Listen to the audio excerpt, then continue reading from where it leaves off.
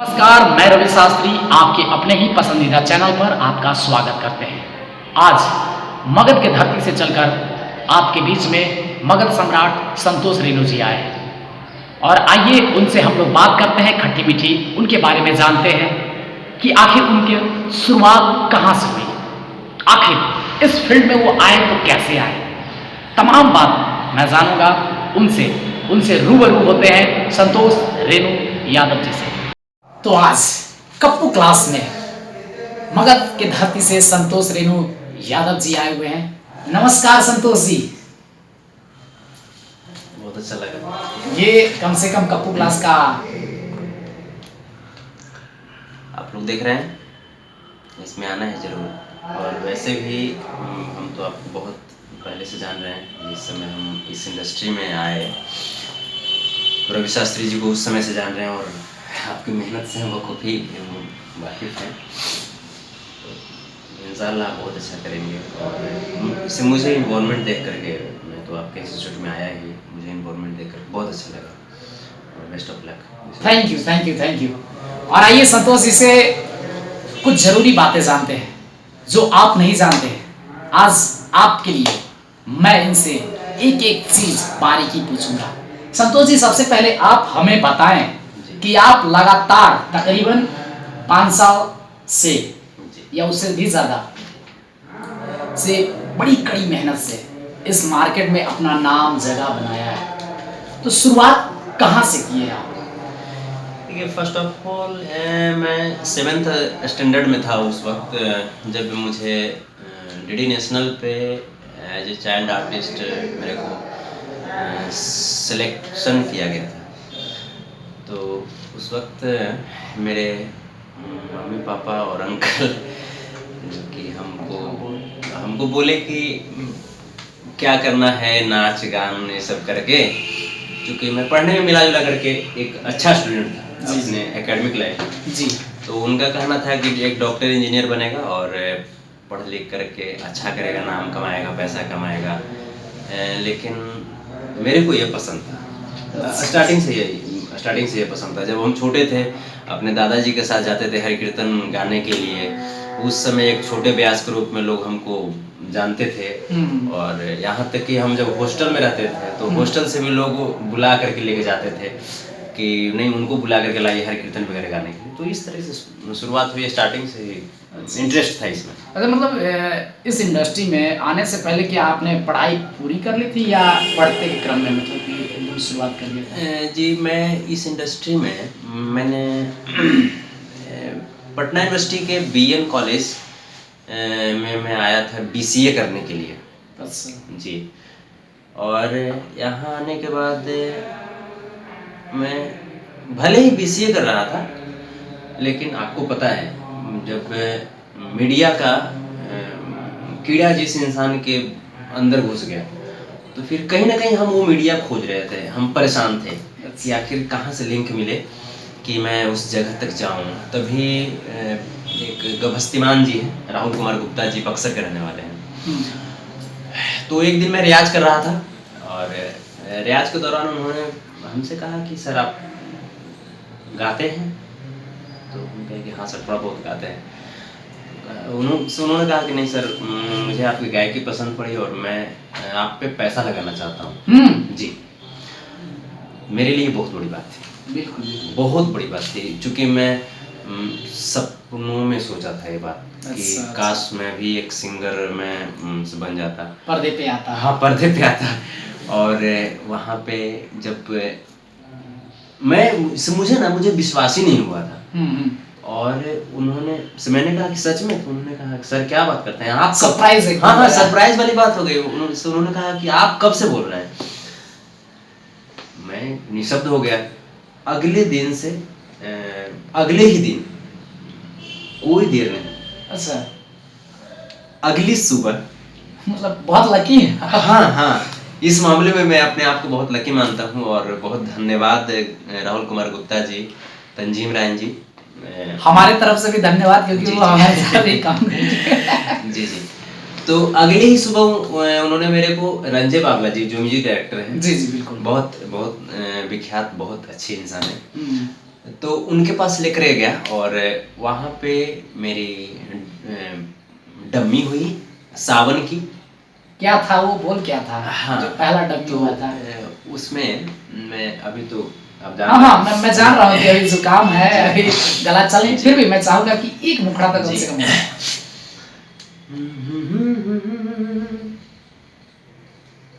ने उसमें एक गीत था जो मेरे को बहुत पसंद है। हाँ। आज भी मैं गुनगुनाते रहता हूँ। वो गाया हुआ है, मेरे साथ गाई थी खुशबू सिंह जी, जो अभी दुर्भाग्यवश इस दुनिया में है नहीं, मेरी बहुत अच्छी दोस्त। अच्छा और अच्छा। भगवान करे जहाँ वो हैं वहाँ उनको भगवान शांति दे, उनकी आत्मा को शांति दे। मैं प्रणाम करता हूँ उनको। उसका एक बोल था, हरे किया सोना ही मानव सैया, कौनी बहनवा देव घर जाएब राजा जी।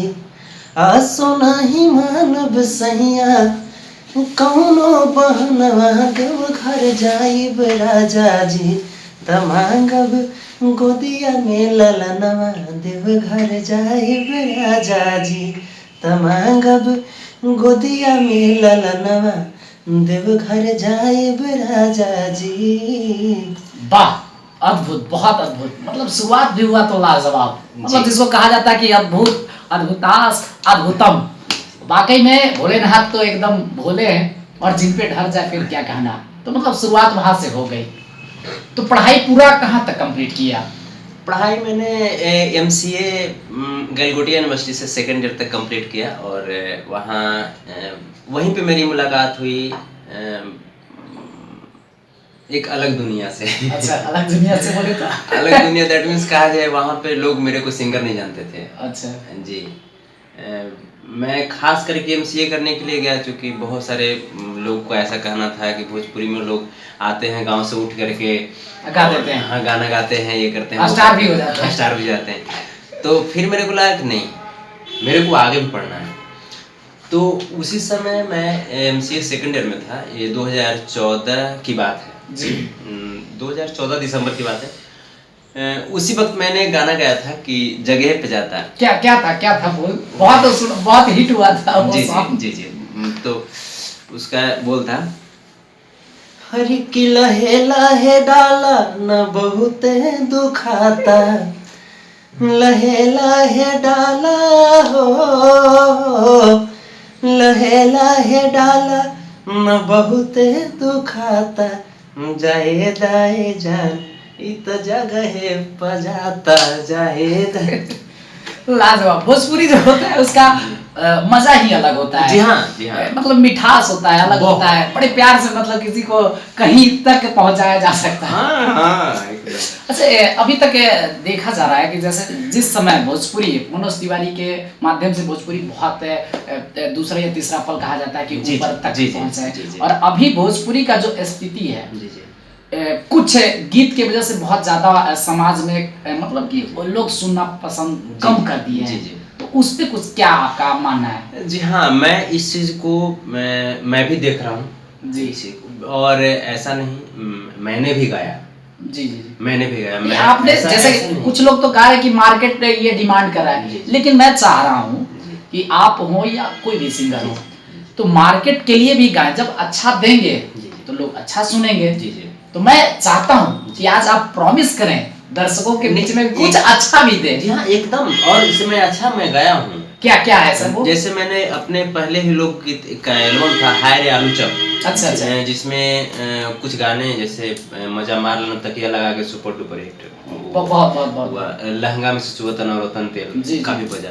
लेकिन उसी में एक गाना है, क्या है? हर की कैसे तू कैलो हमारा, कैसे तू कैलो हमारा, मारे के विचार सुन माई हो, कैसे बुझलू बेटी होला भार, सुन माई हो, कैसे बुझलू बेटी होला भार।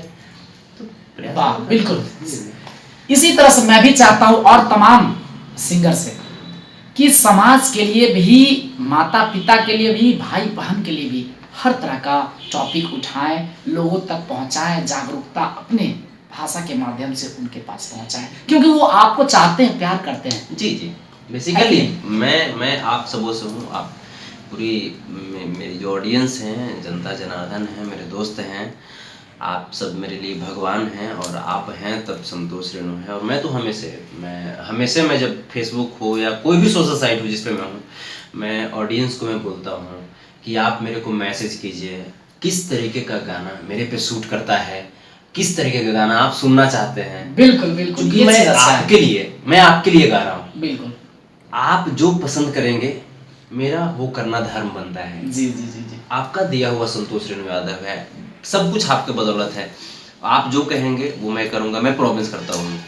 अच्छा सर, मैं ये और जानना चाहूँगा आपसे कि ये तो काम चल रहा है, कंटिन्यू चलेगा और आगे भी चलता रहेगा। जी। थोड़ा हम लोग आप काम से हट कर कुछ बातें करते हैं, जैसे शादी विवाह का, लव का, क्या ये आपके जीवन में क्या इसका रोल है, क्या अहम रोल है? सबसे पहले मैं इस मामले में सौभाग्यशाली भी हूँ और दुर्भाग्यशाली भी हूँ। सौभाग्यशाली मैं इस तरीके से कह सकता हूँ कि आप ये जो मेरा नाम जो सुनते हैं संतोष रेणु यादव, मैं आप सभी दर्शकों को इस चैनल के माध्यम से मैं बता देना चाह रहा हूँ कि संतोष कुमार मैं हूँ और रेणु मेरी वाइफ। जी जी जी जी। बट अनफॉर्चुनेटली वो 2007 में मुझे छोड़कर सदा सदा के लिए अलविदा दी। तो उन्हीं की यादों को संजो करके और बहुत सारी चीज़ें हुई, तो मज़ा आता है कि आज लोग हमें संतोष के साथ रेणु कह करके बुलाते हैं। बहुत बहुत आनंद आता है। खैर, वो जहाँ भी रहें उनका प्यार आप पे हमेशा सदैव रहे, दिल से दिल आपका जुड़ा रहे। ये बहुत कम लोग होते हैं कि इस तरह से चीज़ों को निभाते भी हैं, लेकिन संतोष जी हैं उनमें से एक। ये आज हम भी मान लिए और आपको भी मानना होगा। संतोष जी, मैं ये जानना चाहता हूँ, और नए सिंगर को आप ये बताएं कि वो आखिर कैसे रियाज करे, कैसे इस मुकाम को पाए, क्योंकि बहुत लोग रास्ता भटक जाते हैं और उनको कुछ नहीं मिलता है। इसमें बहुत सारी चीज़ें हैं, जैसे मैंने भी बहुत कम शब्दों में मैं जानना चाहूँगा। आप मेरे को बहुत हद तक आप जान रहे हैं। मैंने सफलता की बहुत ऊंचाइयाँ भी देखी, बहुत गर्त भी देखा। जी जी। फिर से ऊपर आया, तो उत्थान पतन चलते रहता है। बट कभी शॉर्टकट अपनाने का वो जो तरीका होता है ना, वो बहुत गलत हो जाता है। शॉर्टकट नहीं अपनाएं, अपने आप को प्रूव करें और देखेंगे आप जितना तपेंगे उतना निखरेंगे। अच्छा, आपका फैमिली बैकग्राउंड क्या रहा है? बहुत गरीब। अच्छा, बहुत गरीब। तो फिर इस इंडस्ट्री में मतलब कि कैसे झुकाव ज़्यादा था? इसमें तो बहुत पैसा खर्च होता है, अपने आप को मेंटेन रखना होता है, कैसे सोच रहे थे? मैं इस मामले में बहुत राहुल जी मैं बहुत, जैसे नहीं बोला कि मैं बहुत सौभाग्यशाली हूँ कि एक तो कि राहुल कुमार गुप्ता जी, तंजीम रायन जी, रामजस बिहारी, अभी अजीत गप्पू हैं, नीतीश यादव सुमन हैं, विकास सिंह हैं, डॉक्टर राजेश हैं जो कि मेरे अभी फिल्म के प्रोड्यूसर भी हैं। हम ही मगध सम्राट जो मेरी फिल्म आ रही है। अच्छा, फिल्म? जी जी। इसके बाद? जी जी, अभी उसकी शूटिंग बस कुछ ही दिनों में स्टार्ट हो गई। अभी 28 दिसंबर से स्टार्ट होने वाली थी। नोटबंदी के असर के वजह से? नहीं। एक्चुअली हुआ क्या कि दार्जिलिंग से शूटिंग स्टार्ट होनी थी, और अभी जो ठंड का जो मौसम है तो फॉग बहुत ज़्यादा वहाँ पे है। लोग बोले कि यहाँ से इसको शिफ्ट करके अलग लेकर के चला जाए शूटिंग को, लेकिन मेरे को जब वहाँ का मैंने देखा लोकेशन, तो मैंने कहा नहीं, कुछ दिन के बाद ही किया जाए, लेकिन दार्जिलिंग से ही स्टार्ट करेंगे। अच्छा, मैं चलते चलते आपसे एक और गीत सुनना चाहूँगा जो अभी बहुत ज़्यादा मार्केट में बज रहा है, जो अभी आप गुनगुनाना चाह रहे हैं, मुझे पता है जी। एक गाना जो कि बैंड बाजा करके क्या तो है, मैं सुना था, बहुत अच्छा लग रहा था वो गीत। मैं चाहूँगा कि दर्शक भी सुने। वो गीत है, अभी हरि की तोहर अंगना में बाजी शहनाई, हमर दुआरा पे बाजी बैंड बाजा, जनाजा देखे अइहा डार्लिंग, हमरो जनाजा देखे अइहा डार्लिंग, हमरो जनाजा देखे अइहा डार्लिंग, हमरो जनाजा देखे अइहा डार्लिंग। तोहर अंगना में बाजी शहनाई, हमर दुआरा पे बाजी बैंड बाजा, जनाजा देखे अइहा डार्लिंग, हमरो जनाजा देखे अइहा डार्लिंग। वाह, लाजवाब लाजवाब, अद्भुत है। और मैं इस माध्यम इस चैनल के माध्यम से मैं आप सभी दर्शकों का बहुत बहुत धन्यवाद, प्रणाम। एक चीज सिर्फ और मैं जानना चाहता हूँ कि खान पान आपका क्या है भाई? खान पान क्योंकि भाई लोग आपको आमंत्रित करेंगे तो कैसे करेंगे? क्या व्यवस्था करके रखना होगा कि संतोष जी को आज आमंत्रित किया जाए तो क्या उनके लिए विधि व्यवस्था वेज नॉन वेज? नहीं, मैं बेसिकली मैं दोनों। अच्छा, दोनों? जी हाँ, मैं दोनों हूँ। बट यही खट्टा चीज़ थोड़ा सा कम, अच्छा, तीखा हल्का ज़्यादा, और स्पाइसेस थोड़ी सी कम होनी चाहिए। बाकी मिला जुला के चलता है। आप मेरा देख रहे हैं शरीर, मैं ये भी आप नहीं तो फिट एंड फाइन लग रहे हैं, बिल्कुल मगध सम्राट वाकई में आप दिख रहे हैं। उस पे थोड़ा सा ताऊ। वो जो फिल्म डायरेक्टर थे ना, तो उन्होंने मैं वहाँ का एक वाकया सुनाना चाहूँगा। जी जी बिल्कुल। वो जो फिल्म डायरेक्टर थे, जिस समय हमें मगध सम्राट की मुहूर्त चल रही थी, विष्णु शंकर वेलू जी, वो हमको देख करके बोले कि रेणु जी यार, आप तो यार इस कैरेक्टर के लिए फिट हो यार। मैं तो सोच रहा था कि यार ये कैरेक्टर के लिए ये शरीर होना चाहिए, और आप फुल्ली फिट हो, तो मजा आ गया।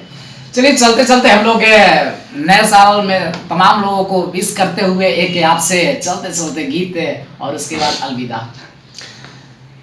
बस एक गीत, एक गीत गा दूं अभी? हाँ। चलिए, कौन सा गीत गा दूं? जो आपको दिल करे, जो सबसे आपके दिल को करीब हो। अच्छा, सबसे दिल के करीब। चलिए एक हिट ही गा देता हूँ। हर के दहिया लगेला आलू चप ये जीजा, लौटे जैसे छतिया पसाप ये जीजा, आज दिन ही में कुंडी लगा के, मजा मारेला न तकिया लगा के, आज नीचे ही चटाई बिछा के, मजा मारेला न तकिया लगा के, आज नीचे ही चटाई बिछा के। आप सबों को नई वर्ष की बहुत बहुत शुभकामनाएं रवि शास्त्री जी की तरफ से।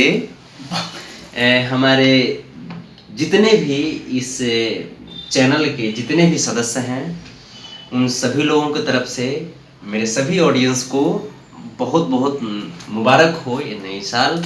आपके घर में, आपके परिवारों के बीच खुशियों की सौगात लेकर के आए। आप मस्त रहें, मजा करते रहे, मस्त रहे, स्वस्थ रहे, देखते रहे भोजपुरी स्टार। और फिर हम लोग नए प्रोजेक्ट के साथ संतोष रेणु जी के साथ मुलाकात करेंगे। तब तक के लिए बाय बाय।